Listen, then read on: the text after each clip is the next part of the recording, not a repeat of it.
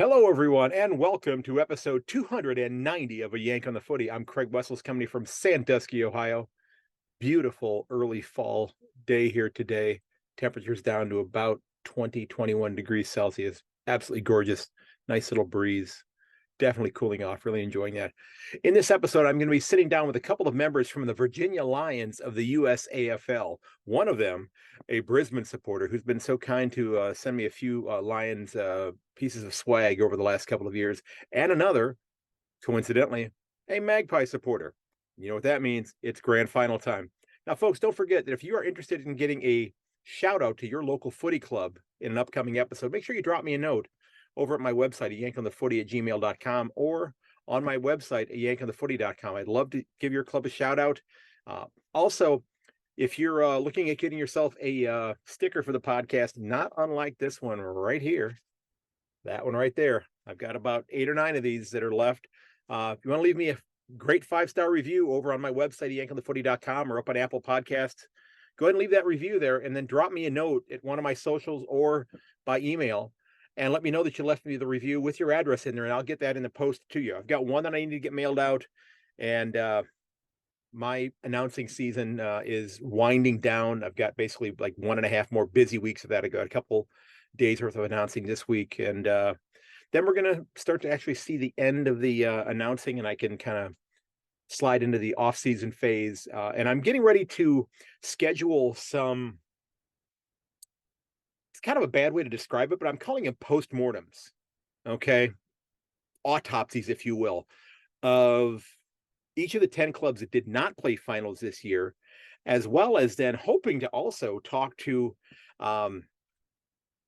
somebody from each of the supporters of each of the 6 clubs that are not playing in the grand final. So I've reached out to all of the people that I did preview episodes with that were in the 10 clubs that did not play finals, and I've heard back from a few of them. We just need to line up some times. There's a few others that I've not heard back from, but I maybe reach out to somebody else to go ahead and get those things lined up, because I'd like to talk about what you thought your club's season looked like, because in some instances, there's a lot of glass half full, glass half empty kind of things, where somebody just knocked the damn glass over. If you happen to be a West Coast fan, sorry, Waza, it's just reality. But you know what? You guys are going to be fine here in a couple of years. I'm pretty confident in that.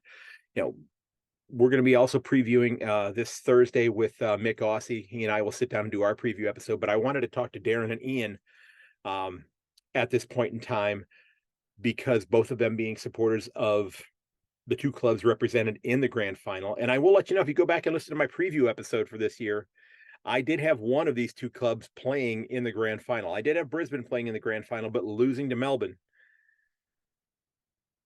You got to say it again. I didn't have the Magpies playing finals at all. So I got that one completely wrong. I had Sydney there. I had the Bulldogs there as well. I didn't have Fremantle in this year. So I got a few right. I had the Cats way down at the bottom.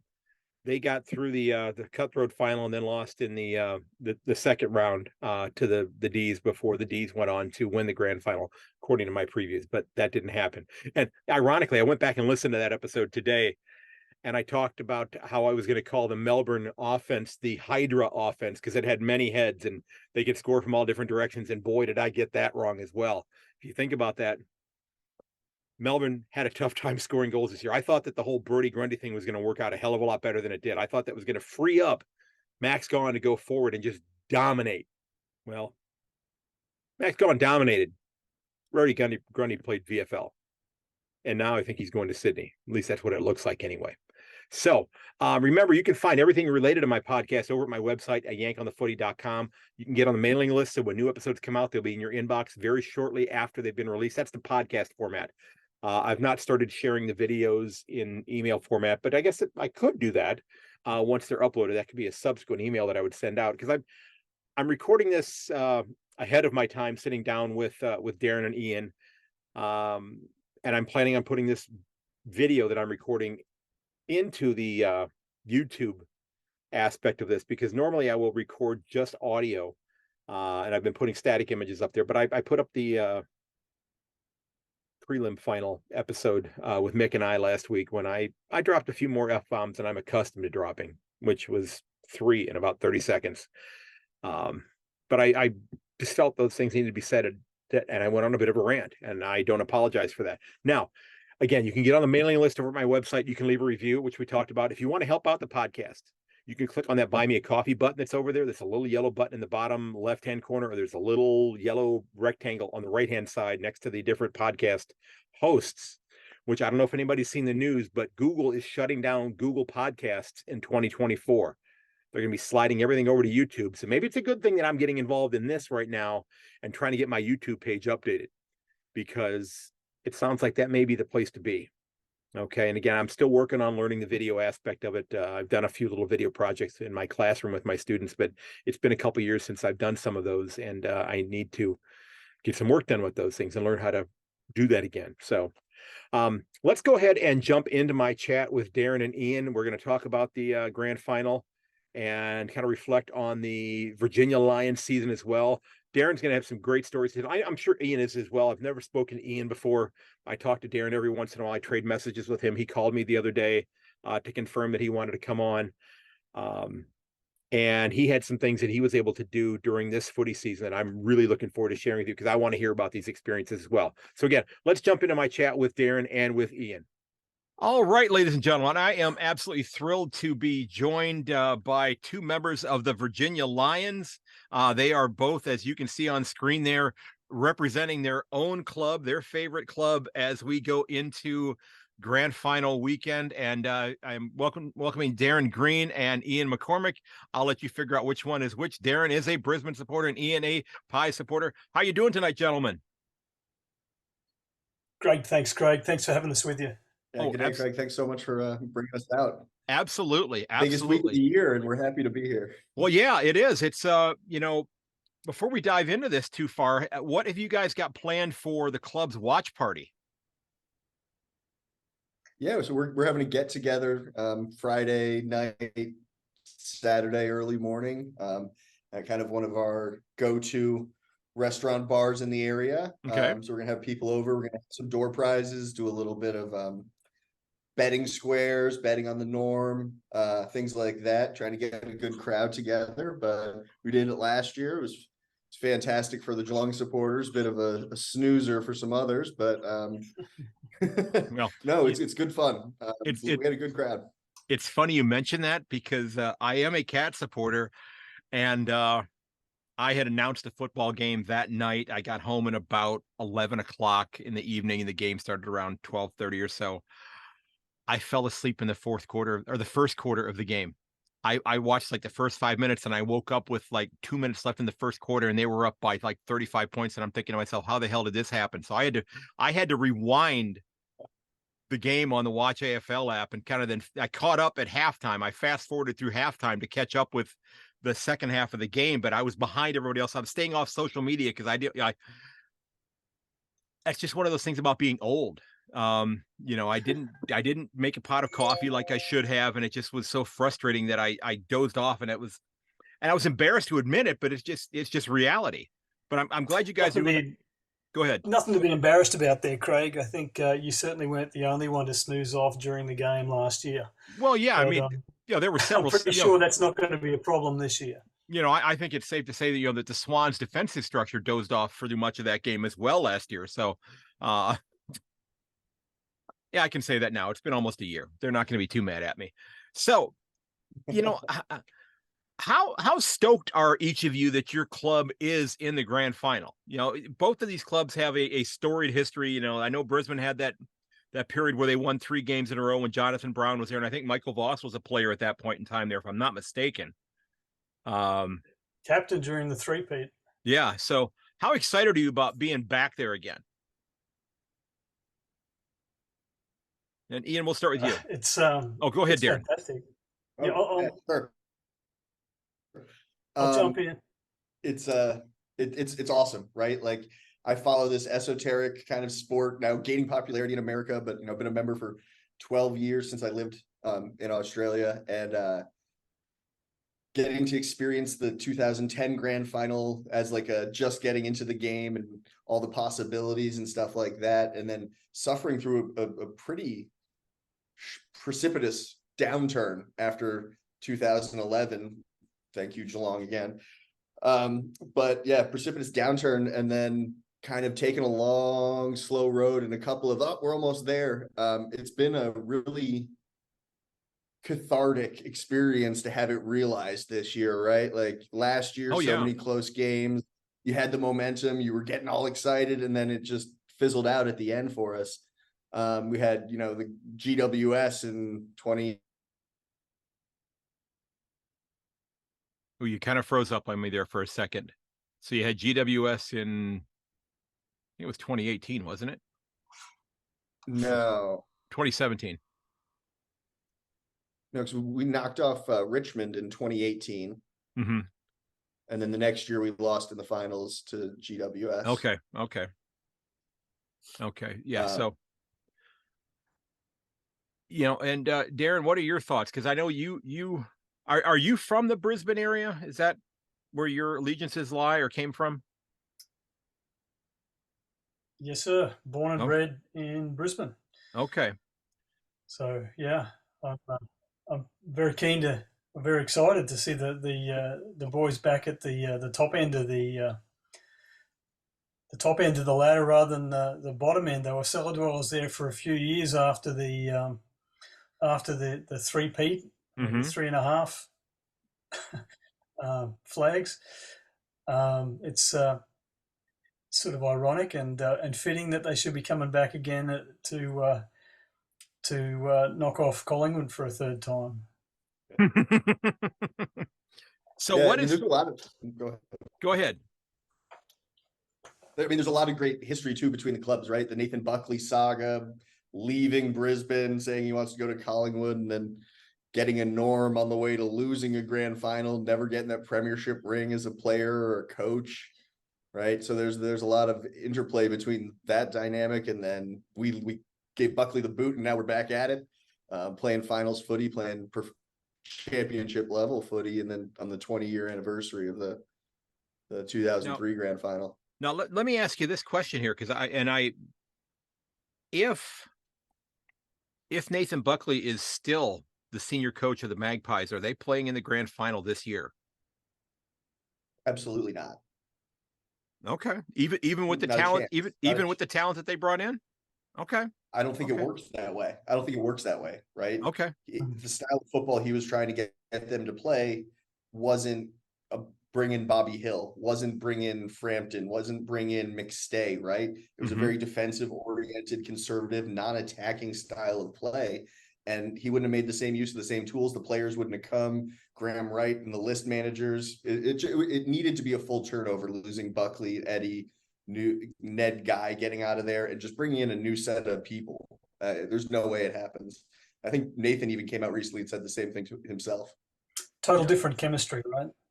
Yeah. And the attitude in the locker room and the Fly's presence and his, bravado and mentality has been the game changer, I think. Yeah. The one and again, this is just the American that lives in the north where it gets rather cold in the wintertime here. I just when I hear that that the games are 12 and 13 and 15 degrees Celsius, and I see him wearing a parka at the game, I just still, and again I'm thinking it's not that cold, but I guess to him it actually is. So I just kind of find that's a little a little humorous, and I you don't see very many players that don the long sleeves and that sort of thing when they're out there playing, but and I'll be honest, I've never seen a player, I see soccer players do this sometimes here in the games that I announce in Ohio, when it gets a little bit later in October, November, that'll wear like the spandex leggings underneath their shorts. I've never seen an AFL player don something like that when the weather's gotten really cold. I don't know. Daniel Rich did it. Did he? I don't remember. Okay, I may not have noticed that then, but no, you're right. It's very, very, very. Yeah, it is very rare. But I feel like Fly is just so skinny. He's got no meat on the bone, so Fly needs that jacket. He's not like Voss, big old player. Well, and that's self-heating. Yeah, and that's I have and actually mentioned it earlier in the stuff that I recorded for the intro tonight already. But I mean, I'm in the last 25 months, I've lost like 77 kilos. I'm almost 170 pounds. And I'm cold all the time now.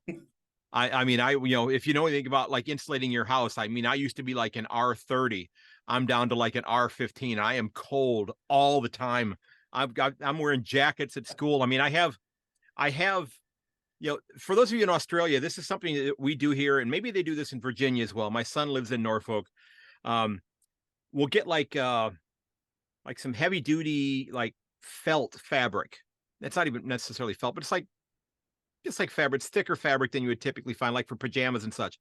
And you would sew like a pouch out of it, and you'd fill it with rice. And then you sew it up as a bag, and you throw that bag in the microwave and heat up the rice and use it, to like warm your feet and that sort of thing. I mean, I've started carrying those around in like my pockets in a sweater at school. My classroom is so cold because I'm so freezing cold. And fortunately, I have a microwave in my classroom. Not supposed to have it. Don't tell the fire marshal. I heat those up in there. And my oatmeal once in a while, but I'll heat those up and put them in my pockets, and then just because I'm freezing at school all the time. So I guess I shouldn't feel too bad for Craig McRae, but again, it's that's when it's like -8, -10 Celsius here in the winter time. So they can kind of deal with it there. But I think, one of the biggest additions this year, and he kind of flew under the radar because he came in so late, was Oleg Markov. I mean, he's been phenomenal for this club this year, and has just come in and played a role and just done a really nice job. Along with Bobby Hill, who's been a great addition for the club. I mean, that's, and I think you're probably right that, that those types of players would not be coming in and, basically, forcing the issue, if you will. If you're, I don't know how much you know about like 1970s, 80s NFL, that sort of thing. But there was the guy that used to be the coach of the San Diego Chargers by the name of Don Coryell. They used to have his team was just like this attacking team that would just throw the ball deep all the time. They called it Air Coryellis. And I think he's finally getting into the Hall of Fame. But I mean, Collingwood is a lot like that now with the speed that they have out there. That they're able to just, they just get after it. And there's just so much talent. And I have to tell you, if there was one player I could take off of that side and add to my team, they're not named Dacos. I'd take Brody Majacek in a heartbeat, because to me, he's like, and I've said this numerous times, he's like a Swiss Army knife. He does everything pretty darn well. He's a guy that you could say, okay, I need you to be here for the next 20 minutes. I need you to be here this quarter. And he'd go out and he would not embarrass you at all doing it. He's Mr. Reliable. I reckon, yeah. And I also reckon Collingwood is like picking the Norm Smith pick for Collingwood. It's tough because it's a team of 18 Swiss Army knives, 22 Swiss Army knives, right? Right. Like your Will Hoskin Elliott, like everybody wanted Will Hoskin Elliott dropped for the past 3 years. Now he's been so like Oleg Markov. You have the Nobles, the Crisps, all these role players, and Majacek. He was drafted as a defender. Now he's our best key forward. He had the most goals, the most goals for Collingwood, like 3 out of the past 4 seasons, right? He was a defender. Yeah. I think I think Collingwood has that mentality, right? That whatever it takes to get the team win, and it works pretty well. Yeah, and that frustrates the hell out of other clubs because they just don't like to see that happen with them. I don't think it just and you two know so much more about the game than I do, but are the Pies the club that most fans enjoy not being a fan of? From the other 17 clubs, are they the ones, if they had to put the list of these are the clubs I don't like, they'd be up at the top of the list? Everyone. Yeah. If you ask people what club they like, I think probably the most number of people would the club that they would choose would be ABC. That's anyone but Collingwood. Yep. Right. That makes sense. Yeah. And actually they were down, when I was deciding on which club I wanted to support when I first started following the game, I narrowed it down to the 3 clubs being represented in this discussion. I had narrowed it down to these 3 clubs, and I chose the Cats. I mean, I don't regret that at all, but I'm not, I came along to the game so late in life that I don't have that, that hatred towards any other club. I mean, I just love watching the game. And of course, yeah, I want to see the Cats win every week, which certainly didn't happen this year. But it's other than that, I want to watch 8 great games of footy. Yeah, it's interesting that Darren's right. Anybody but Collingwood. That's been the sentiment for 120 years. Yeah. That's right. 120. Yeah, it's been 120 years. It's I've always had a soft spot for not being a big fan of Richmond. I've kind of had fun poking. I've been having fun poking fun at Richmond because of Damien Hardwick's continued lamenting about having to play the occasional game at Marvel Stadium. But now that he's not there anymore, I've had to move on. Yeah, I used to joke about, having to travel across the 2-kilometer wide Crockfield River and the 15 kilometers of desert. And the last thing that Gil did before he's stepping down is a 100-meter wide swath of broken Lego pieces that the Tigers had to cross barefoot to get to Marvel Stadium from Punt Road.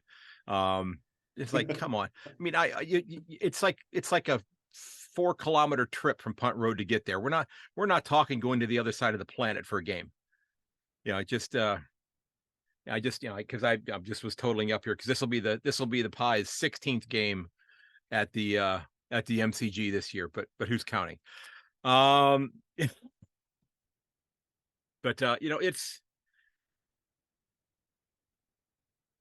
you surprised, each of you, that your club is there this year? Are you surprised that the Lions? Welcome back. Hi there. Yes, welcome back. I'm not sure. I think that was at my end that everything jumped off of there. I'm paying an awful lot of money for the Wi-Fi speed that I have at my house, and I'm becoming less and less enchanted with how it's working there. But as I was saying before we went to an unscheduled commercial break there, are you surprised by your particular club being in the grand final, or was this expected from you this year? I can say that I expected it, and I have receipts to back it up. February 28th of this year, I put $50 on Collingwood to win the minor premiership, and then $50 to win the flag. Wow! So I won $700 already, and I'm looking for another 500. 1 out of 2 is not bad, right? Yeah, I'm looking for another 500. So I put my eggs in that basket and went with it. I've seen something in this team that I'm like, it's there. And that's why I would say it was so frustrating watching last year. Like, I knew there was something there. And I think some of the pieces that they brought in this year kind of tipped the scale, but it's that mentality of grinding it out to win. Like they were saying this week, they drill those last 2 minutes of the stoppages where they didn't let the ball move anywhere on the field for the last 8 minutes or 7 minutes against the Giants. Yeah. GWS last week. Like they drew those minutes, and you can see that they have the fever for those close games. So I knew there was something there, and I'm pleasantly surprised, but it's not unexpected. Okay. And how about you, Darren? Yeah, we've been working on this for a couple of years now. Brisbane have been sniffing around there and came out of nowhere really in 2019 from a lot of people's perspective to be up in the finals contention, and a particularly young list, and one that has been growing their experience for the last couple of years, patiently waiting their time and continuing to put in good performances and incrementally getting closer and closer and inching to that final goal. And I think this year is the year that they're going to grab that both hands. Yeah, I think you might be right about that. I mean, it's just a really, really good, and both these sides are good. And, having seen both of them thump, the club that I support rather easily this year, I'm looking forward to it because I think it is the two best sides in the comp this year. I had Melbourne in the grand final this year, and I mentioned it in the earlier part here. I just thought Melbourne's attack was going to be much better than it turned out being. The Brodie Grundy experiment was an unmitigated disaster for them this year, and if they can recoup something from that, if they're trading him off to Sydney, I think that's good for Grundy. And I think it's good for Melbourne to get him out of there and realize he's not Luke Jackson. It just wasn't going to work out that way. Or actually, that Max Gawn wasn't going to fill the Luke Jackson role, because it seemed like they wanted to have Grundy fill the Gawn role, and Gawn become Luke Jackson and moving around the ground, because I always thought there was like 3 Max Gawns on the ground anyway, because he was everywhere. I was sure that he was cloned. So I don't think the problem with Melbourne was their attack. It's the fact that they kicked 17 behinds. Yeah. To right. kick themselves out of a final, and 14 behinds, I think, the previous week, or yeah. something close to that, right? Like, they had the opportunities, they just didn't slam the door shut. Right. You can't kick 17 behinds and expect to win in finals football. Yeah, that's true. That's true. So let's take a step back from the game here a minute. And, Ian, I want to talk about how did you find yourself to be living in Australia in 2009? How did you end up there? And now how are you in Richmond? Take us on your journey, and just, Yeah, it's an interesting story. So I'm from Massachusetts originally. Okay. And I went to a boarding school in Massachusetts to play sports and academics on a scholarship. And some students from there previously had taken gap years and gone to Australia. And I was like, hey, that sounds like fun. I don't live at home already. Like, I just want to keep living away from home. I'm going to go abroad. So I put like $5,000 in my pocket, bought a plane ticket to Australia, and had a hunch that I could get a job. That you could get a job there. I stayed in a hostel in Melbourne. So I showed up in Melbourne. You broke up there. You hang on a second. You broke up there. You broke up there a little bit. So you took $5,000. You went to Melbourne. You said you were staying in a hostel while you were there. Yep. Yep. Okay. And my first day in Melbourne, it was a Saturday. I was like, I don't know what I'm doing. I don't know anybody in this country. I don't know anything. So I walked out, picked up a newspaper, and it was all about footy. And there's a game at the MCG, and it was Hawthorn at Richmond. Mm-hmm. Rocked up there, got a meat pie, no idea what I was watching. And I had these bogans, for lack of a better word, just in my ear the entire game, explaining everything. So pumped I was there, just getting me around the experience. And it was life-changing. I was like, this is the coolest thing I've ever done. I mean, I'm 18, got a beer, got a meat pie. It was an interesting experience. And I ended up getting a job at Geelong Grammar School. So that's a boarding school based out of Geelong. Okay. They have a year 9 campus up in the bush. It's called Timbertop. Okay. And I went up there, and I was a dorm parent. I was an outdoor education instructor, so running, hiking, kayaking, skiing, and then I taught math for 6 months too. Okay. And I did that. And the cool part about that place is there's no internet for the students, no cell phones, no laptops. If they want to talk to their parents, they got to write a letter home. If they want hot water, they got to light a boiler, cut down the wood, light a boiler at 5 a.m. to have a hot shower. So it's and these are the most wealthy kids in Australia and Southeast Asia. Yeah. And so we're out there roughing it with each other. And with all of that, there's nothing else for 14-year-old boys to do besides kick the footy. Okay. And okay. So I played every sport under the sun in America, and I'm trapped up there with all these 14-year-old kids, and they just taught me the ins and outs of the game. Had some good players. There's some good players up there too. I was going to say, so did any of those kids go on to play professionally? No, none from that year. A couple from 2 years below from Geelong Grammar, I believe, ended up making some VFL, AFL lists and stuff. Geelong Grammar's not an AFL powerhouse per se, in like the school league that they're in. I think they've gotten better since, but I was just immersed in the culture. So I'm assuming you went to multiple games besides Hawthorn and Richmond, because how did you end up? I'm not going to use the word settle. How did you decide upon becoming a Magpie supporter? Yeah, so I'm up there. I'm like, okay, I got to pick a team. I showed up and I want to say end of June, maybe early July, because I'd finished my year, but I showed up at the start of their term 3, I guess, because it's on the opposite school schedule. So showed up sometime in July, So like thinking about like round 8-ish, and at this school was already a Geelong supporter. I was like, I'm not going to hop on the bandwagon. And Geelong was great, right? They had Gary Ablett. It was kind of that era, the Selwood, Gary Ablett, Hawkins. that kind of Hawkins, like when they were up and coming, and really dominating a lot of stuff. So I was like, not jumping out, and I think they were number 1 on the ladder when I showed up. So I was like, nope, that's not it.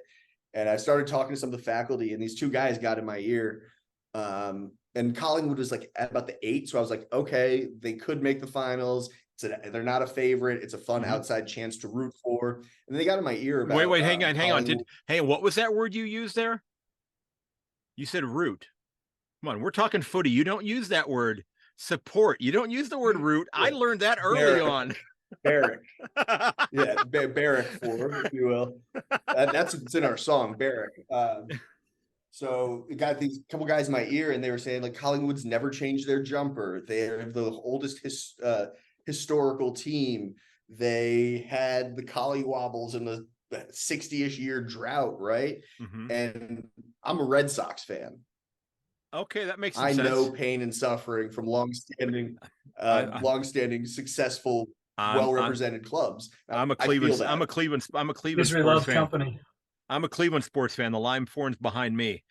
So yeah. And so like we had at that point, we had just won our first World Series a couple of years ago in 88 years or whatever. So that part resonated with me, like same uniform, long-standing club, struggles, early success, outside chance at making the finals, just kind of fell into my lap that way. And I don't mind being hated. Ha! I don't mind being the one everybody's rooting against, the underdog. Okay. He used that word again, but I'm not going to call him out on it. So the short answer to that question is he lost a bet, Craig. So now Darren, that's how we ended up with Collingwood. So Darren, during this footy season, you actually got to go home for a while. When I spoke to you yesterday, you mentioned that. So you got to go back home to Brisbane for a little while. And I'm hoping, you may not have even known this, but hoping you got to cross paths, even if you didn't realize it, with there was a couple that we actually rescued our dog from, who lived in the DC area, who 5 years ago were moving back to Brisbane and did not want to have the dog in quarantine for 6 months. So we have this beautiful Wheaton Terrier that was theirs that they'd had for a couple of years, who is a phenomenal animal. And I hope that they listen to this. We've not had him in a kennel one time since we got him. He lived in a kennel for 2 years. He's not seen a kennel since then. Wonderful dog. So you got to go back to Brisbane, and do you have family that still lives in the Brisbane area? Yeah. All my family live around Brisbane and the coastal area near Brisbane. Okay.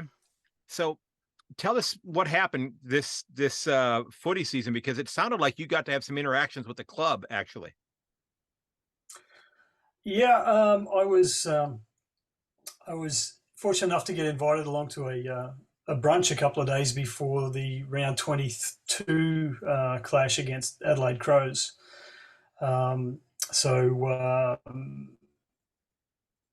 It was sort of a networking brunch at the club, and it was at the new headquarters at Springfield.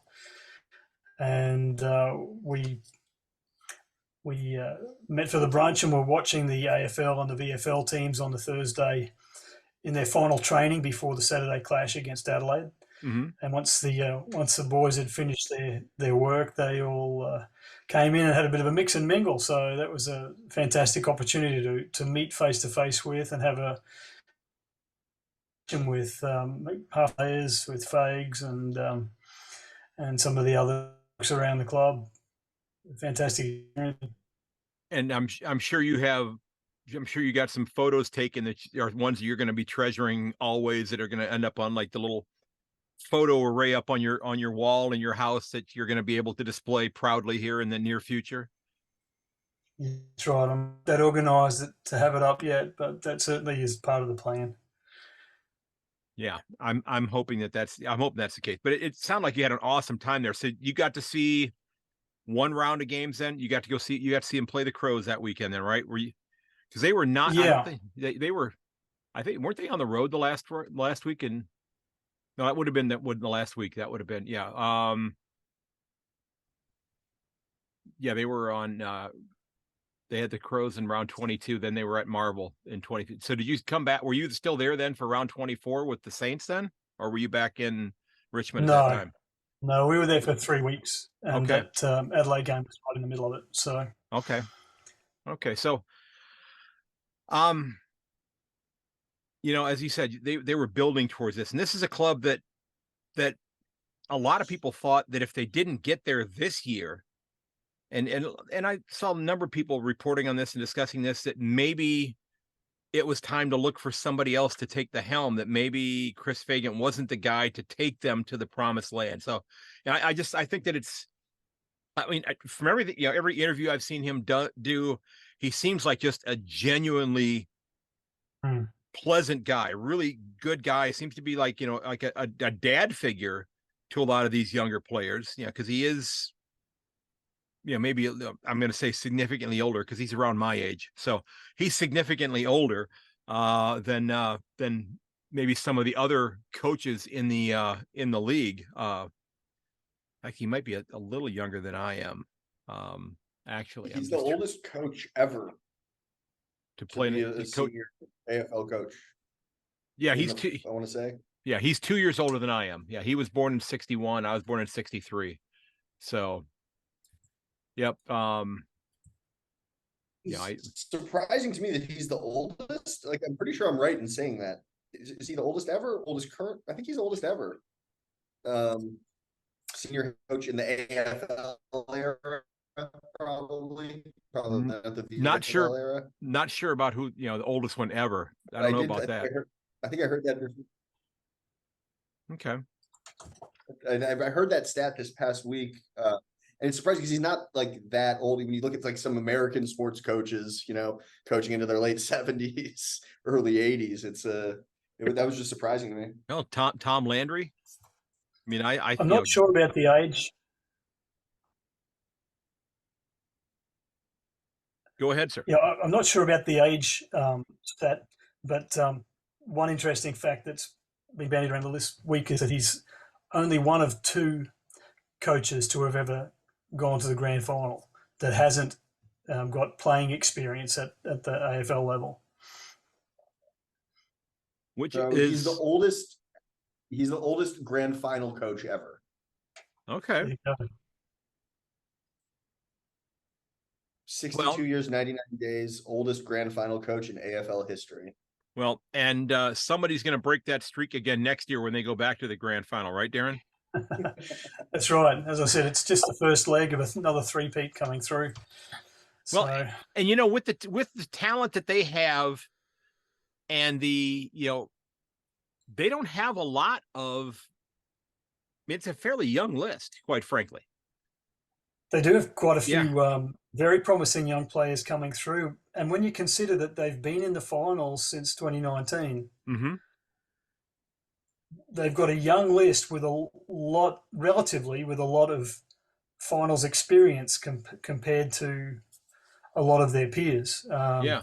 So that puts them in good stead with the depth that's in their list, the players that are coming through and that are already being blooded at finals level.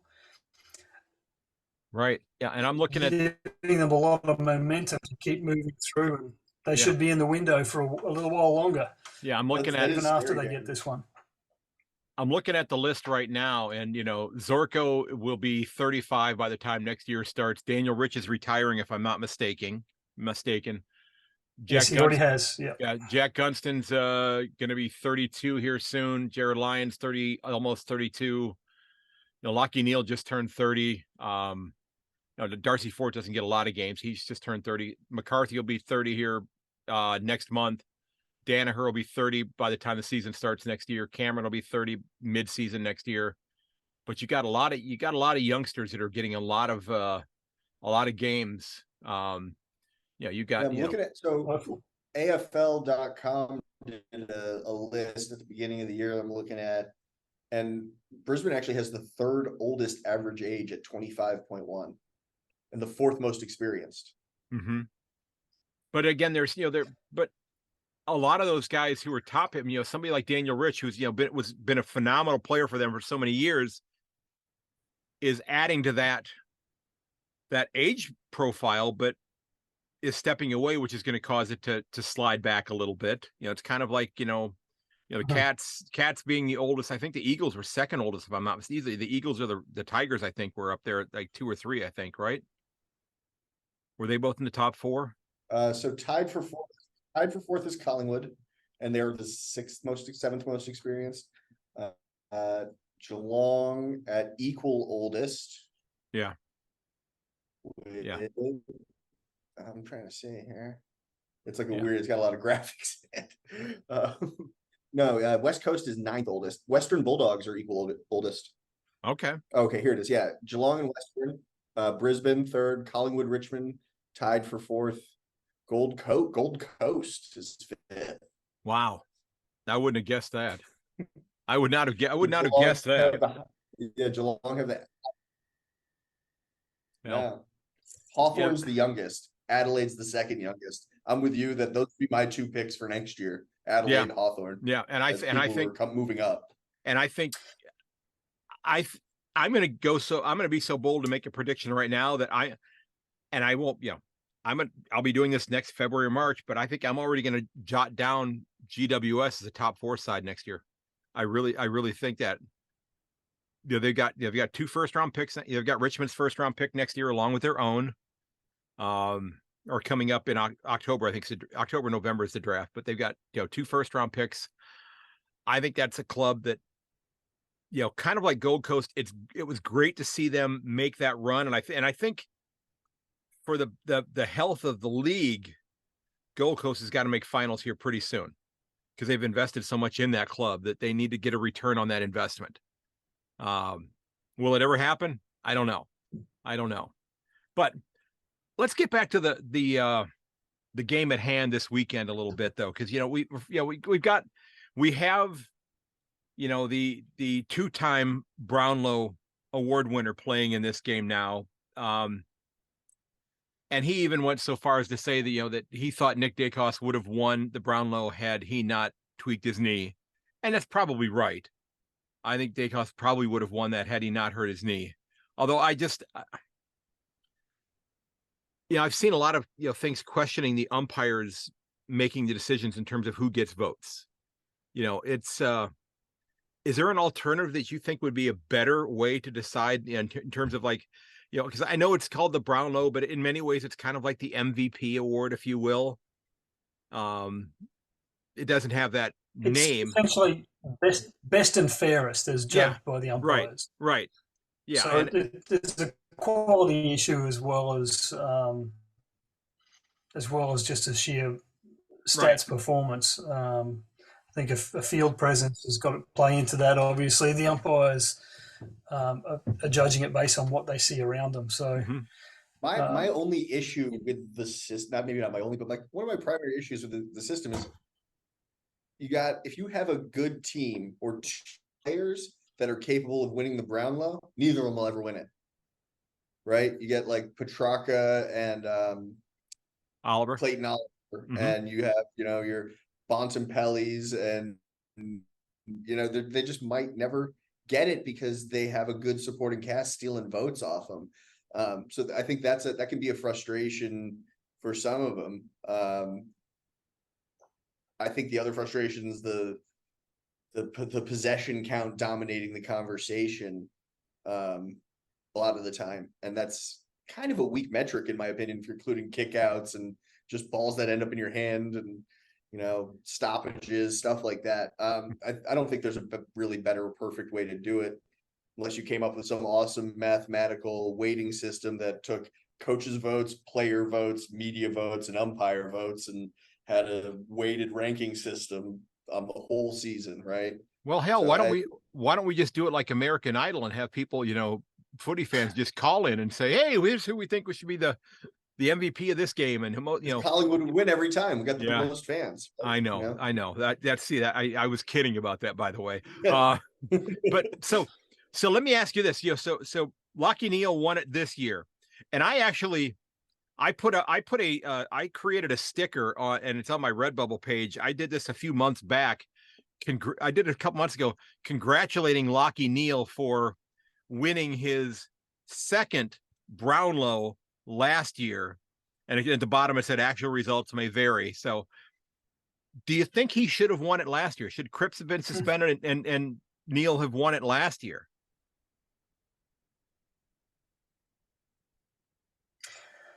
It's okay. I mean, shoulda, coulda, woulda. I mean, it's all kind of conjecture really as to whether it would or wouldn't have happened. But line is the results have landed, and we have to live with it. And I like the way Lockie presented it or received it. I guess the point that he made, swings and roundabouts. He was surprised by some games that he got more than he expected. Mm-hmm. And then there were other games that he thought maybe he could have got a higher polling. Ultimately, I think no one will disagree. The biggest loser this year was Dacos. Interesting, and that's in a positive light. I mean, I feel bad for the guy. He played incredibly for the games that he played. Yes, he did. For a young guy in his second year at this level.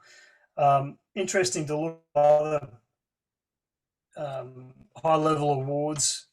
Maybe don't quite get the same spotlight as the Brownlow, but there's a Coach's Player of the Year. Dacos got third in that. The Players Association MVP, Dacos got second in that. Incredible considering what he missed 5 games. 5 or 6 games, 5 or 6 at the end of the year, yeah. I think next year is going to be his year if he can stay healthy.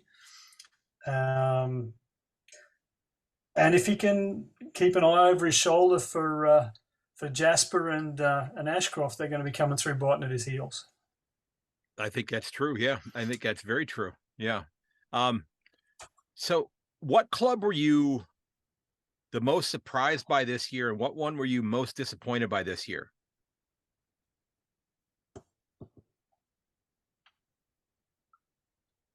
You're up, Ian.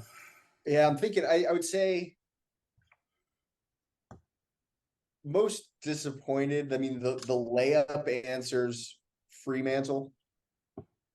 I think I certainly thought they'd be hovering around 7 or 8. I think something that's just really disappointing was Port Adelaide's kind of collapse, and like they never fully came up. Like they never got around it and just really took the game to where I think like Rosie, Butters, Dixon, like those guys can play, and they have the same type of Brisbane energy, right? Like they can score heaps of goals. They have big marking, great in the guts. So I was pretty disappointed with Port Adelaide going out with a whimper instead of a bang. So that's kind of my more left field. Okay. And then most surprised about, I think GWS flew under my radar. St. Kilda, I had a hunch was coming. Mm-hmm. I don't think they finished the job yet, but I think it was a very fair effort from St. Kilda the whole year, punching above their weight. So I think those would be my 2. Okay. And how about you, Darren? Yeah, I think GWS, they certainly pulled it together quickly, as did Carlton. With Vossi at the helm there in Carlton, I wasn't so surprised. I know he was copping a lot of adverse attention mid-season, people calling for his head and all. But yeah, I think Greater Western Sydney, I'm not sure too many people were that surprised that they were doing badly or expecting them to come up as quickly as they have. So yeah, I guess that's why the Coach of the Year award went the way it did this morning. I mean, for them to be brought up from what were they, 16th place or something early mid-season, to get as close as they did, 1 point away from the grand final. Yeah, and the Swans were kind of in that position as well. I think they got down in like round 14 or 15. They were down at like 14th or 15th spot on the ladder and roared back. And think about, and I've thought about what went on there. Is you had arguably the greatest goal kicker in the last 20 years on his last, on his farewell tour, if you will, and trying to figure out how do we win games, how do we get the bad taste of an ugly grand final loss out of our mouths?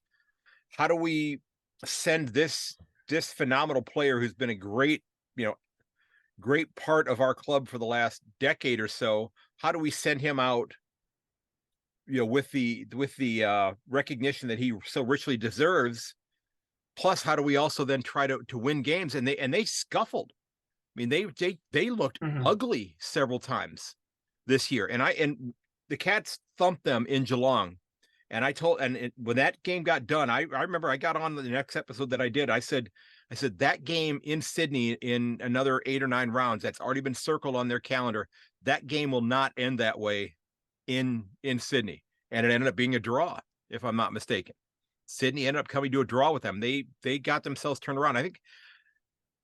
I think the entire town of Sydney was a bit of a surprise because both of them were so much in the doldrums that they both fought their way out of it. And I hope, again, for the benefit of the game, I hope that helps to garner some support for GWS, the GWS club, that more people get around them and get interested in supporting that club that maybe are not already Swans fans, or decide, okay, I can take a little step away from rugby and follow this as well.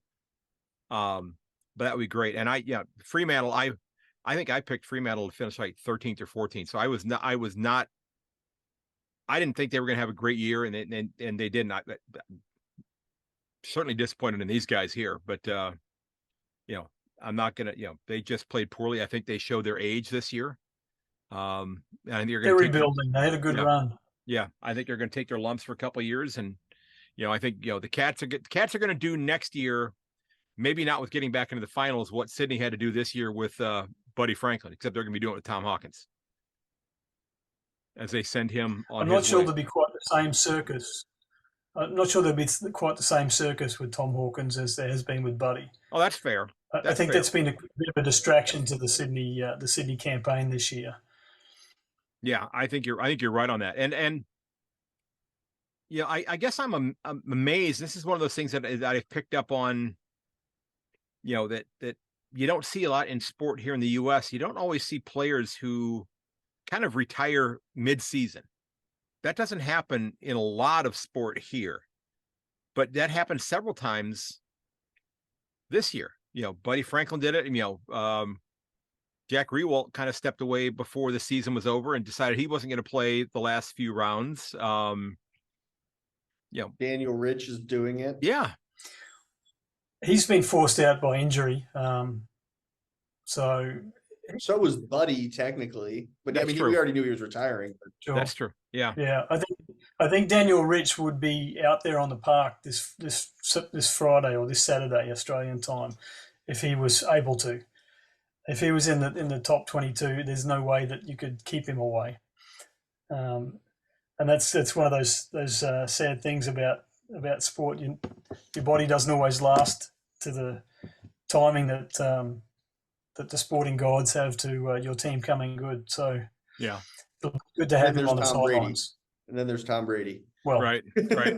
Unicorns. Okay, so we're gonna kind of wrap things up here in just a second, and I'm gonna ask each one of you, and we're gonna go alphabetically here by the club name. So Darren, why are the Lions going to win? Well, like I mentioned, they've been working towards this goal and inching closer to it. It's just they're on the top of the hill and they're just getting closer to it. It's been several years of work being put in.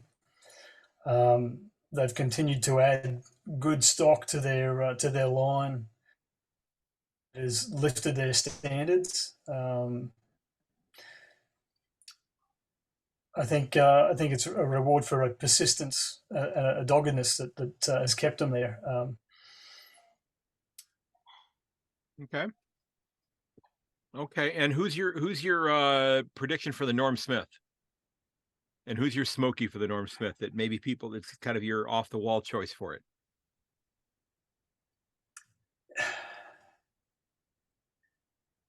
Yeah, well, I guess Lockie's getting a lot of spotlight. I'm not sure if he's going to bring necessarily the flashy moments to the game, but I think he's going to be instrumental in driving things the way we want them to go.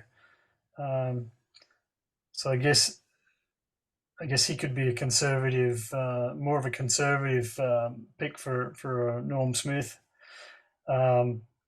If Kitty Coleman has another game like he did last time, he could be definitely right there in the running. And Jasper Fletcher's he's floating around the edges. He's in the right places, and he's making some things happen. So the ball bounces his way a few times, and who's to say how that works out? Okay. So Ian, why are the Magpies going to win? Because nobody beats Collingwood 3 times in one season. No. There you go. How many in a row would that make it? 7 in a row? I don't know the answer to that question, but God, I hope not. No, I think the feeling like they've been in these high stakes, intense games so many times. If our defense stands up the way it has been and keeps it a close match, and I think we have the players to match up between Moore to Danaher or Hipwood, and then Isaac Quainer to Cameron. And it's right. I think we have the defensive structure to keep it close, and I think our experience in close games and the big stage and the MCG. I mean, we've been playing in front of 97,000 for 10 weeks in a row. 80,000. It's been 96 plus for the finals. So I think that is what will be the difference in the end. Okay. And who's your pick for the Norm Smith, and who's the Smoky for it? I wish I knew our lineup, because we have some ins and outs with injuries and who's the sub going to be. Yeah. My heart says DeGoey is going to be the difference maker. So if we win, it'll probably go to him. If Dunkley does his job and shuts him down and Ginnivan starts, I think Ginny's got an outside chance. He's someone who can put away 3-4 goals, just like Bobby. But my real smoke is going to be Mason Cox. Come on. There you go. That would someone had to say it. Wouldn't that be? My smoke is going to be Mason Cox. He's a big game player, and when he stands up, wouldn't that be awesome to be able to just to be able to promote that to here and say that he had taken basically the equivalent of the Super Bowl MVP award, and be able to put it into that frame for folks here, that here's this American, who now has Australian citizenship as well, that just came into their game and won that. So that'd be a really neat thing to see. Now, I did see Taylor Adams is not going to be playing, which kind of stinks for him, but it's also Dan stays out of the lineup also. Right. Yeah. Well, we knew that. We kind of knew that last week, though. But the Adams thing broke yesterday or the day before, that he tweaked his hamstring or something. He had what was the phrase they used? He had a hamstring awareness. Yes, a hamstring awareness. Yes, I've been aware of mine, that you could take my hamstrings and you could go ahead and put them on a very short cello and play one hell of a concert with them. Those things are so tight. Ding, ding, ding, ding, ding.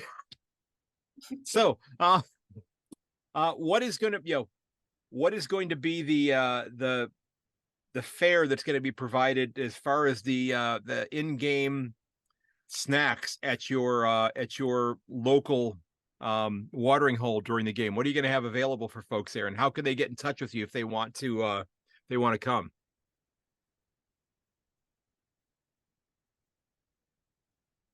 Well, anybody's invited. We have a Facebook event that they're going to be promoting, putting up.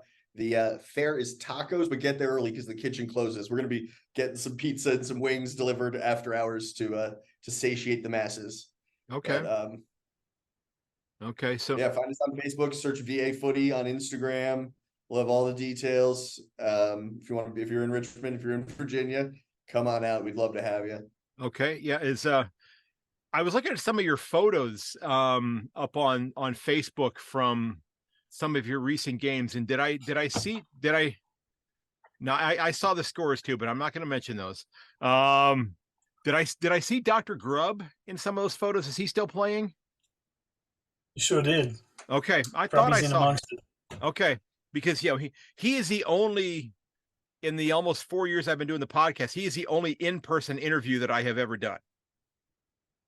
He's the only person I've interviewed that I've actually met in person before, because I was off visiting my son in Norfolk, and I'd reached out to him, and he stopped by the hotel that I mean, it looked a little strange because I was getting ready to head back to Ohio, so everything was packed, except for my recording stuff. So we just sat there in the hotel for an hour and just discuss stuff, and then I put the episode together when I got back to Ohio. But that he's it was really neat when he was telling me the stories about how he would sometimes actually fly his own plane to practice rather than making the drive there. It's kind of a neat kind of thing. And I was actually telling my mom that today when I was talking to her and I was taking my dog out for a walk. But when I was on the phone with her, I said, yeah, there's this gentleman that because if I'm not mistaken, he's a flight surgeon. Because I was in the aviation squadrons when I was in the Navy back in the 1980s. But I'm looking forward to it. As I was telling Ian before you hopped on, Darren, I said I have another like 2 days that this is still valid here, that this is still the legit that premier thing gets to stay on there. Then they have to go back to wearing the old logo. So I've got 2 more days with that then. So I'm going to enjoy the heck out of that. But I don't know who I'd like to see win, and I guess I'm going to have to make a decision when I sit down and talk with Mick Aussie on Thursday before the game. But I haven't decided who I'm tipping yet, because I don't dislike either of these clubs. I think if it was, and again, I liked giving Richmond a hard time, but I think if Carlton was playing, I would probably be tipping against Carlton. And Carlton has kind of become my club that I guess if I have to dislike one, that's kind of the one that I would dislike. Now, it's not for those of you who've not listened to the podcast before, it's purely for selfish reasons. Because back in 2021, when Michael Voss ended up being hired as their new senior coach, that day I was supposed to be on SEN on the Sporting Capital for an interview for the podcast. And I get an email. I'm up at 4:00 in the morning to go be on this program. And the producer for that show said, well, the Carlton hired Michael Voss today. We're going to be talking about that today. Sorry about that. We'll get back with you soon. That never happened. So I kind of have just a slight grudge that I kind of still hold against Carlton there, just because they couldn't have waited until after the grand final to make that hire. What was he going to go somewhere else? Was somebody going to come along and say, no, we want him and we're going to hire him on Friday, so you better do it on Thursday. So that's just it's just a purely selfish grudge on my part there. Funny. So yeah. You talk about team hate, and I'm not one of these folks that are on the anyone but Collingwood bandwagon. If I had to pick another team, or a team that I thought deserved second place, I would definitely choose Collingwood. Mm-hmm. And if it wasn't Collingwood, Carlton would be the next one I'd be choosing. It's fun to be looking at these teams that we're competing against and see members of our three-peat lineup from the Brisbane Lions leading those teams. Yeah, it's fun to see Mason up there and representing America, and I think he's doing a great job, bringing some spice to things. And I think the country, he can be proud of the effort that he's put in, and I hope that he's the first of many that follow him into the ranks of the AFL. Right. Yeah, as far as Collingwood goes, Vossi obviously is a legend, and in Brisbane circles, and the new Springfield Arena is named after him. Okay. The Michael Voss Arena. So I mean, he's dearly loved, even though he's on the other side now. But other interesting fact that made me soften a little bit to Carlton, that they wouldn't be beaten by too much in the last game, is the ruck for Carlton is actually the cousin of one of our players here in the Virginia Lions. So it's nice to be able to look out and see the extended Virginia Lions family out there doing okay. Outstanding. I didn't realize that. Okay. So are there other Pies and Lion supporters? I would imagine there have to be a few more Lion supporters that are on your side, simply because that's also the club that you are representing with your club there. But are there any other Pies supporters, Ian, that you can rally around on Saturday morning to cheer? You're it. I'm severely alone in this arena. Okay. I would say even in like the USAFL community on the East Coast of people we play, because we talk after the game. I've maybe 3-4 Pie supporters out of the 6 clubs that we mingle with. So okay, being the most popular club in Australia, I have not found similar sentiment stateside. Okay. Now, before we wrap up here, is the club heading to nationals this year? Absolutely. Okay. Are you ready? Are you ready to go? And I have to go back and look at the dates on that. That's coming up end of October, right?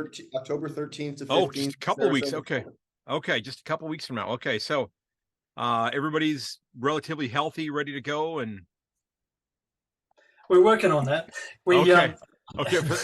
For those of you listening on audio, Ian about fell out of his chair laughing when I said that. So he didn't injure his knee on the way down. Yeah, I've torn my meniscus in the same knee twice this season. I sprained my MCL, got a bum ankle. Darren's getting cortisone injections in his shoulder every 3-4 weeks. So no, nothing like that. A couple of times in the year, but well, it's been like twice in the past 6 months. There you go. So yeah, we're holding together all right for a team with a fairly high average age by comparison to the rest of the AFL. Okay. We're really excited to be going this year with our biggest contingent from our club. The Virginia Lions has only been going since 2019. Wasn't a great time to start anything, the year before a pandemic. COVID. But, exactly. We've had a chance to kind of have a little go at it, and then sit down and think about it some more, and then come back at it hard after the pandemic was over, and the club's continued to grow gangbusters since then. So we're taking a dozen players down to nationals this year, which is 3 times more than we've ever taken to a USAFL tournament before. Okay. And we're looking to see who our matchup is going to be later in this week to form a squad in Division 4. Okay, so you'll be pairing up with another club to kind of merge into one side. That's okay, right. Yeah, and I've seen where that happens quite a bit. I have been to one kind of little tournament a couple of years ago, and this was actually, I think it was really before COVID hit as well. And I happened to be there, and Wayne Kraska was there, and I got to sit and chat with Wayne for a couple of hours. And there were teams from Indianapolis, Tennessee, from Nashville. Was a team from Kentucky. I think it was Louisville, if I'm not mistaken. And then Columbus and Cincinnati. And there was a young man that was playing on the Tennessee side who was just phenomenal. And this kid was about like 6'5", 6'6", and I was watching him. And he was early 20s. And when I tell you who he was and who he is, you'll go, okay, well, that makes a little bit of sense then. But he looked like he was the best player that was out there on that ground that entire day by far. And I'm hearing people saying that he's only been playing for a few weeks. Well, he's a tight end for the New England Patriots right now. His name's Matt Sokol. I'm a Patriots fan. I know exactly who you're talking about. He played at Michigan State, and he was just absolutely phenomenal. He was on the Jaguars practice squad, I think last year or the year before, and he's been with the Patriots the last couple of years. But I watched him, kind of at midfield, on the wing at midfield, and I watched him drop 2 or 3 kicks just right at the top of the goal square. I mean, just like he took him and just was like hovering over top in a balloon and just dropped him to the key forward there, like he'd been doing it his entire life and such. And it was great to watch him to play. And of course, nobody was tackling because he was so darn big. But it's funny because I had a couple gentlemen on the show last week, and they actually have written a screenplay for a film that they're trying to get made about an American player coming to Australia that was going to try to be an NBA player, didn't work out, decided to go it's not the Mason Cox story. It's something different from that, but and they're like, well, do you know anybody in the USAFL that could fit this role? Because they said they'd rather find somebody that knows how to play the game of footy, that they could teach the acting portion to. They said we can teach the acting portion too. It's just teaching them the footy part that would be difficult. And I told him, I said, well, I know this guy. I said he's got a day job. He's playing in the NFL right now. I said this guy would be perfect for it. He's got the size for it. He's a good looking kid. If he wants to do this as a side gig, I think he would be a phenomenal choice for it. I mean, I sent him a message on Instagram after having watched him play in Columbus a couple of years ago. I never heard anything back from him, but I should send this on to him, because if he wanted to go spend a couple months in Australia, as they try to get this thing made. And I have the actual, they've sent me the actual screenplay to it. It's a really neat story, because their storyline, and dad's a retired NFL Hall of Famer, kid went to college, was a great basketball player, thought he was going to get into the NBA, didn't get drafted, really frustrated, finds out about footy and decides, I'll go give it a shot. And he ends up playing in like one of the local leagues up north of Melbourne for a couple of years, and ends up, finding his way into the VFL and into the AFL and that sort of thing after a couple of years. It's kind of a neat story that they're putting together there. So we'll see if it gets made. And supposedly they're actually adding an interview scene with me into the script as well. So who knows? I told him, I said, all I want is an executive producer credit, and they can pay me in Vegemite. Is all I told him that. So, well, if that fellow from New England falls through, I'm sure we can find some backup options. I've seen a few players out there with acting ability. Wouldn't you say, Ian? I got called on it last week. No, is it? I took a generous fall after a push in the back, and the ump goes, not paying that. Yeah, I was gonna say, are these all players that have a background in soccer? I knew that's where you were going with that. And that's one of the things that soccer has just never been something I can never really get around. I mean, I don't watch soccer other than my two teams at my high school that I announced their games. I don't watch any other soccer besides that. It's just not. I'll watch the Browns play because I guess I'm a masochist. Okay, although they're, I'll tell you what, their defense is a hell of a lot of fun to watch this year. It's really a shame about Nick Chubb, but I don't know if you saw the footage of his injury. He got worse than it was, apparently. He got tackled. Your knee bends this way. His knee went over this way, and they said that he tore his meniscus, and he tore his MCL. But no ACL, no PCL injury. They're saying 6 to 8 months that he's going to be out. I mean, this is a guy that, I've watched footage of him going in and squatting like 700-800 pounds.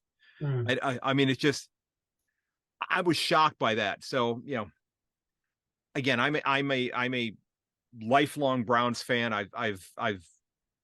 When you said you're a Boston fan and such, I'm like, okay, man, I know there's some World Series. I know the whole Tom Brady thing, the Celtics thing. I don't want to hear it. Long suffering my eye. Yeah. What are all those banners hanging up in Boston? Come on now. The Browns. That's the thing, is we got to taste the sweetness, and then it was taken from us for 45 years. Well, that's the Celtics. Well, that's the thing. I mean, the Indians, now the Guardians, they won the World Series in 1948 when my mom was 6. That was the last time. The Browns won the NFL championship in 1964 when I was a year old. So I've lamented the fact that the last time they won the NFL championship, I was in diapers, and I sure as hell hope I'm not back in diapers when they win another one. How's that going? There's two status reports in that question. Well, that's you know about the Browns. Let's just say that every day that goes by, I appreciate the fact that I have a bathroom right across the hall from my classroom. Every day that goes by, I appreciate that just a little bit more. Okay, it's some wonderful logistics for me, but it's going okay so far. It's going all right. Like 2 Browns updates. Yeah.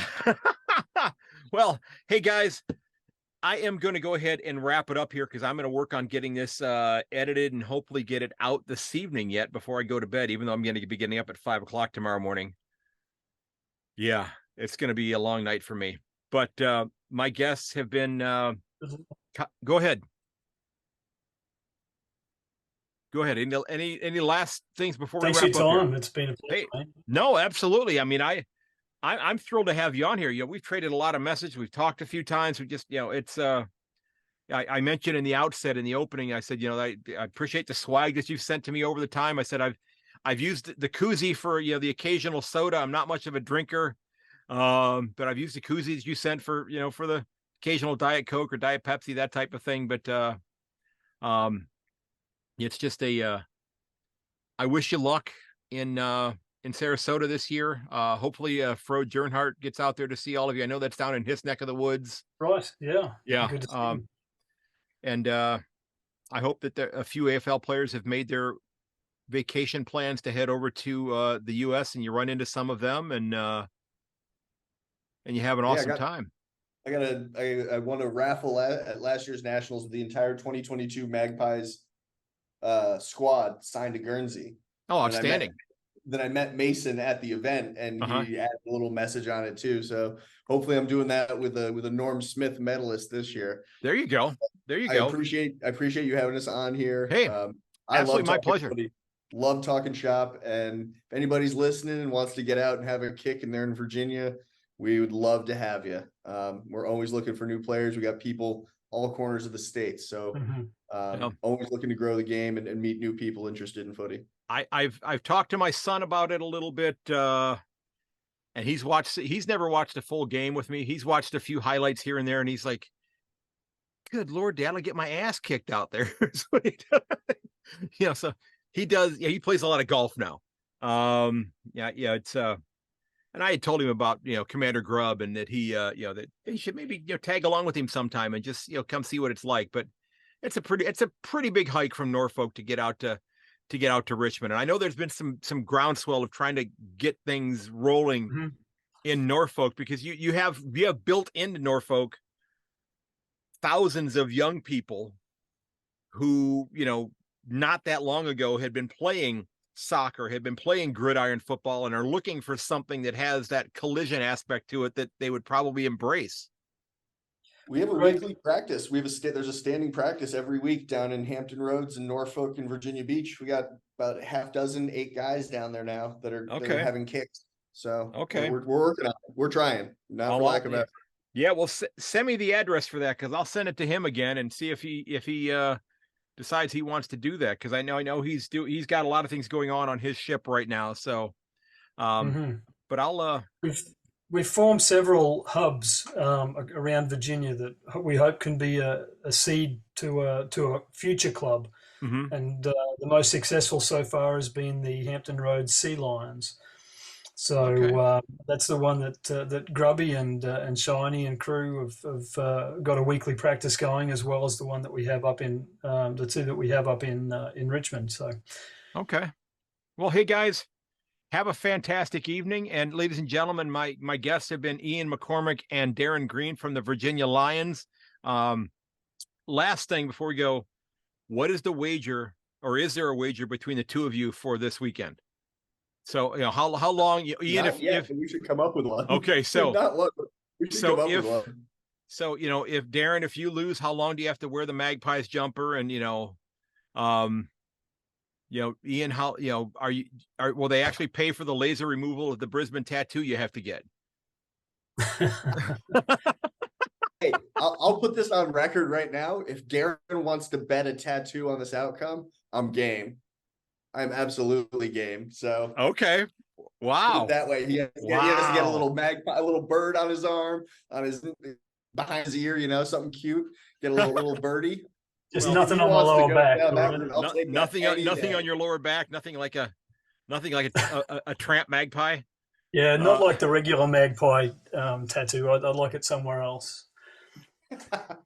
Okay, well, I don't think guys. Darren has any ink. I got a tattoo. I have a tattoo already, so I'm already marked up. There you go. There you go. I don't have one yet. I'm contemplating getting one. I thought about a Cats logo, but I don't know. I've been thinking.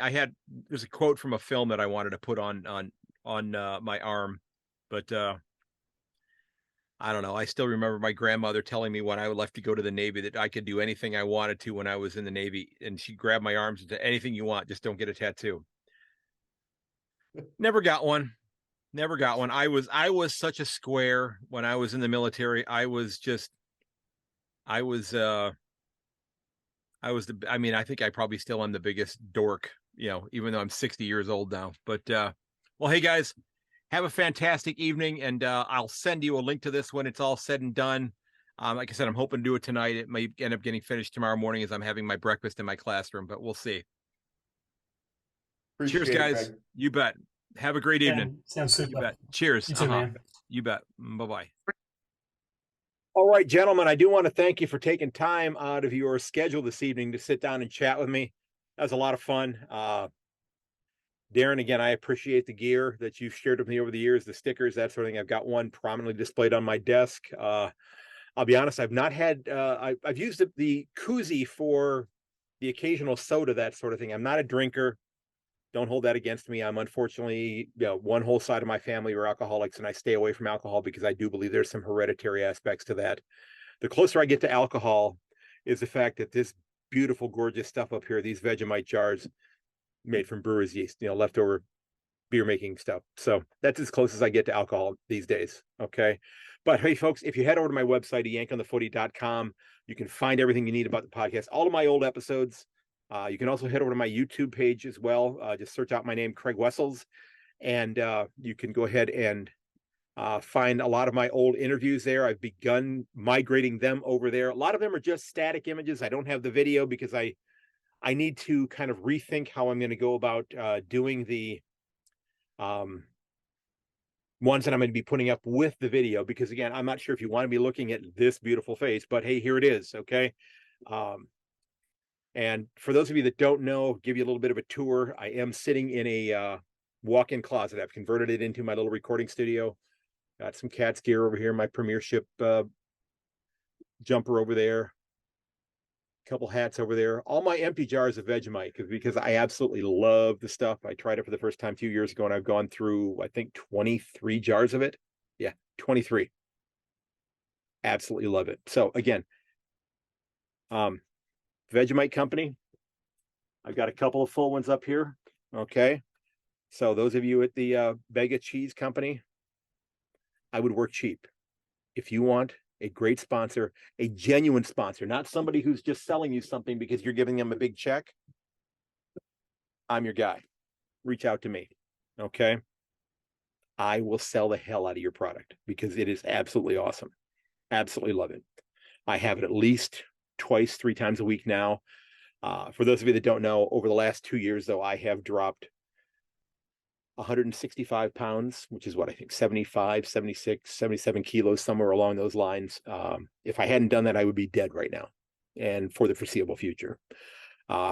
So I feel great. I think I might have put a couple pounds back on because I've fallen in love with popcorn again. And while I don't put anything on it other than a little bit of salt, I've been eating popcorn in rather significantly large quantities, and I need to find some other hobbies, like eating some carrots again, getting back into the carrots, Brussels sprouts. That's for you, Orville, that type of thing. So, hey, folks, enough about that. Again, Darren, Ian, thanks for sitting down. Again, check out my website, ayankonthefooty.com.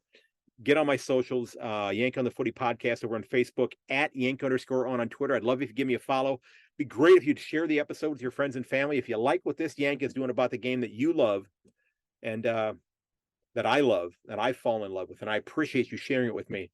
And I also appreciate the fact that you're sharing cricket with me now as well, because I have really become enamored with that game. And I'm looking forward to learning more and more about that. And I have a couple people that I'm hoping to maybe sit down and talk with. If you didn't hear the interview from last week, I did sit down with Tom Dunmore, who's the vice president of marketing for Major League Cricket here in the United States, which began back in July of this year. And again, they have to carve out a time in which they can play that season. They had 6 teams this year. They played a 15-game round robin tournament. They're looking at expanding that going forward. Really insightful interview. Really enjoyed that. But again, folks, get on that mailing list. Look out for one another. Check up on your friends. If you need to call somebody, reach out and talk to them. I put all of those numbers in the show notes on my podcast episodes. I guess I should probably put those in my YouTube episodes as well. I could put those in the show notes there as well. I've just not done that before, but I'm sure I could do that. I probably should actually. But reach out and talk to somebody, okay? And check up on your friends. Go out and have that coffee. Go out and have that beer if you choose to do that sort of thing, whatever it is. But let them know if you need the help, and check up on them. Make sure that they're okay as well, because we need you here. This is a great game. The women's season is going like gangbusters right now as well. I'm pretty pleased with how the Cats are playing right now. Very excited about that, quite frankly, because they'd scuffled for a couple of years. They started to bounce back last year, and I'm pretty stoked about the way they're playing. So, folks, I appreciate the kind words as always. And may your dribble kick never hit the post. I will catch you later. This has been episode 290 of A Yank on the Footy. And again, you can find everything at my website, ayankonthefooty.com. You can reach me at ayankonthefooty@gmail.com as well. Okay. You can find me on Instagram. You can find me on Twitter. You can find me on LinkedIn if you want to look for me there. Just look for my name, Craig Wessels. If you're on that professional site, I'm there as well. I've found plenty of guests to talk to over there. And again, I'm always looking for guests. If you've got great stories to tell, if you have a most memorable footy game, and I forgot to mention this before we wrap up, if you have a game that you are never going to forget, please reach out to me, because I would love to tell your story. I'd love to share your story with other footy fans. Okay. It's one of the things I'd like to do during the off season, is to talk about games that are going to go with you to your grave. You will never forget about it. Maybe it's that game when you were playing 14U and you kicked that 40-meter goal from the wing as the horn went off to win a premiership for your club. And maybe by now it's 45 meters. Who knows? But I'd love to hear from you. So reach out again, ayankonthefooty@gmail.com. And folks, until next time, goodbye.